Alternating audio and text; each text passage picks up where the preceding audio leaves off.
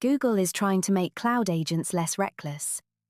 Not by talking bigger about autonomy, by putting guardrails inside the sandbox itself. The real question is whether those guardrails stop expensive mistakes before your workflow eats them. Here is what actually shipped. Google says managed agents in the Gemini API now default to Gemini 3.6 Flash. No code changes required for the current antigravity preview agent.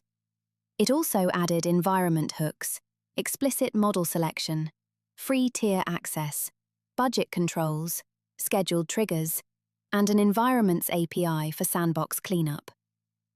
That is a control plane update, not a benchmark flex. The sharpest part is hooks inside the sandbox. Google says teams can run custom scripts before or after every tool call, which means you can deny a risky write, auto-lint code, or log every action where the agent actually executes. That matters because policy checks are finally landing at the moment of action, instead of in a cleanup pass after the damage. The second real upgrade is cost and scheduling discipline.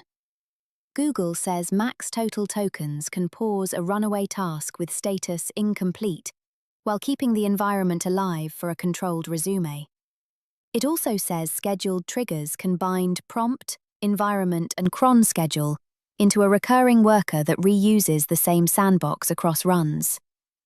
That turns managed agents into scheduled budgeted workers, not just one-off demos.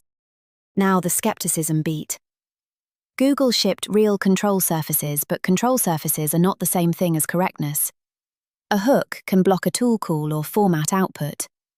It cannot prove the agent made the right business decision. And a persistent sandbox can save time or preserve hidden mess, depending on how disciplined your workflow already is. So yes, this is a real update. But the honest benchmark is still one messy workflow you actually pay for. This is an intentional, shorter cut, not a flagship 4 to 6 minute build. The story is one sharp developer platform upgrade, not a full model reset. The best test is simple. Take one repo maintenance or ops workflow that already risks bad writes or runaway spend. Add a deny hook and a token cap. Then compare failures prevented, total cost, and cleanup after the run. If that number moves, Google shipped something useful. If not, this was just a better sounding control panel.